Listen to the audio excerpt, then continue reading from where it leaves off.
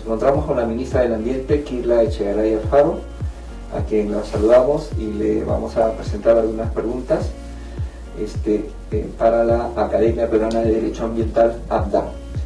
Ministra, a un año de la publicación de la Ley 30884, ley que regula el consumo de plásticos de un solo uso, ¿cuál cree usted que es el impacto que ha tenido en la sociedad peruana? Buenas tardes, con todos y con todas.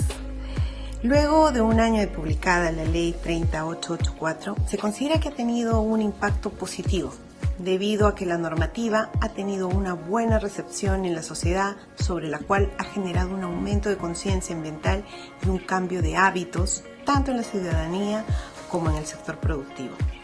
Esta norma estableció medidas de prohibición, impuestos y acciones de educación, entre otras, con el propósito de transitar hacia una economía circular, las cuales se vienen implementando dentro de los plazos establecidos en los principales establecimientos comerciales y las industrias del país. Como resultado de la implementación y la aplicación de la Ley de Plásticos, a diciembre del año 2019, es decir, a un año de su promulgación, se estima que se habrían dejado de producir, por ende, de usar la cantidad de 1.000 millones de bolsas plásticas, lo que constituye una reducción del 30% de las bolsas plásticas de un solo uso.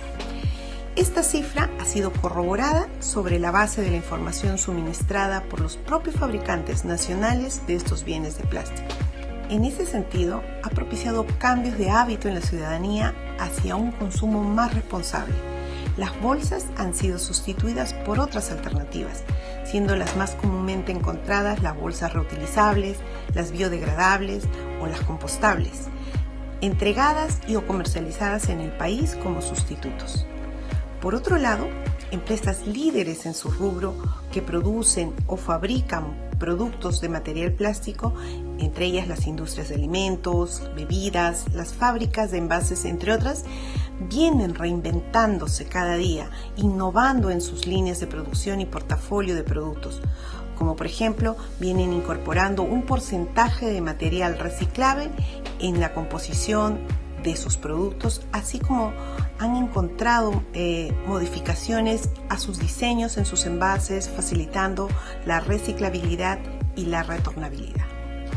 ¿Cómo ha incidido el COVID-19 en el proceso de implementación de la ley que regula el consumo de plásticos de un solo uso y de su reglamento? ¿Ha existido avances o retrocesos? El plástico ha sido el mejor aliado para protegernos del contagio frente al COVID-19, por ser un material liviano, económico, duradero y versátil. A nivel mundial se han fabricado millones de productos de plástico, como mascarillas, guantes, máscaras protectoras y otros equipos de protección individual. Asimismo, ha incrementado considerablemente el uso de envases para alimentos y bolsas de plásticos, la mayoría desechables y de complicado reciclaje. La pandemia nos ha afectado.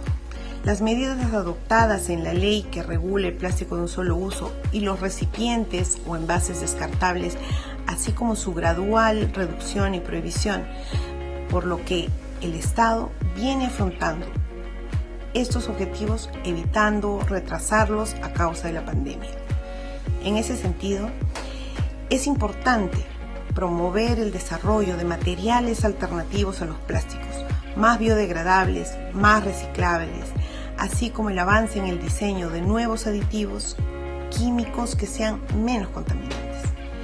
Si nos centramos en el tema específico de la pandemia, se considera importante fomentar el uso y fabricación de mascarillas reutilizables, reducir la utilización de los guantes de un solo uso y ser rigurosos en las medidas de higiene.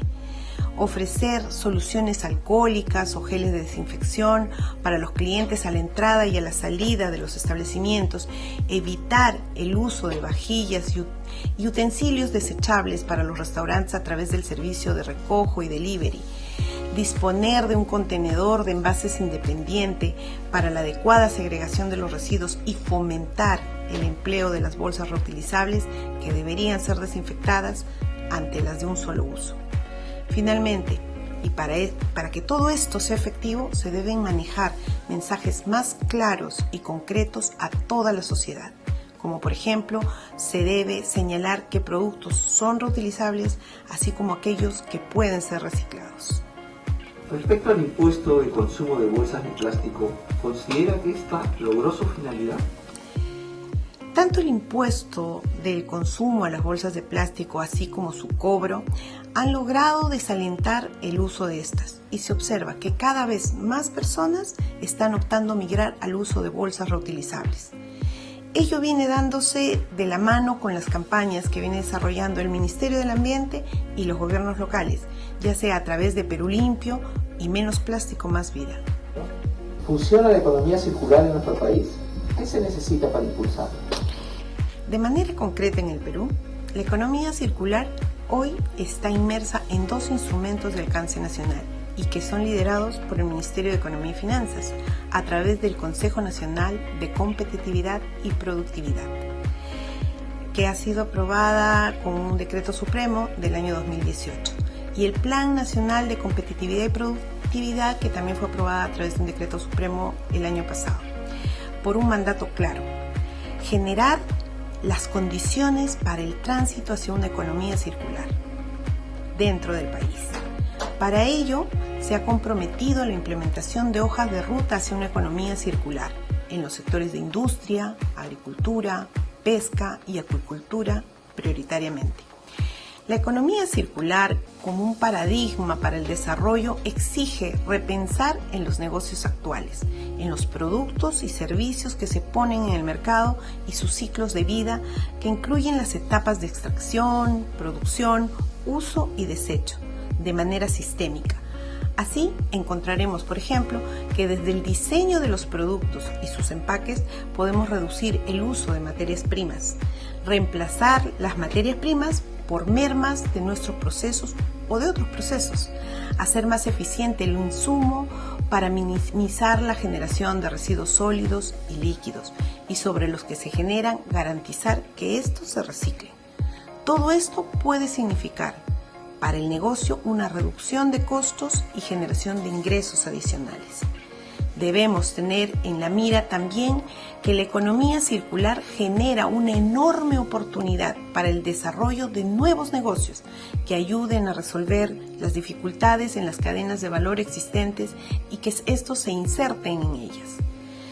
El impulso que hoy ha tenido la economía circular en nuestro país es resultado del involucramiento y articulación entre el sector público, los actores privados, a través de los gremios empresariales, las empresas mismas, la academia y la sociedad civil, quienes participan en el diseño e implementación de instrumentos, mecanismos, así como de acciones concretas que nos llevarán a un tránsito efectivo hacia una economía circular.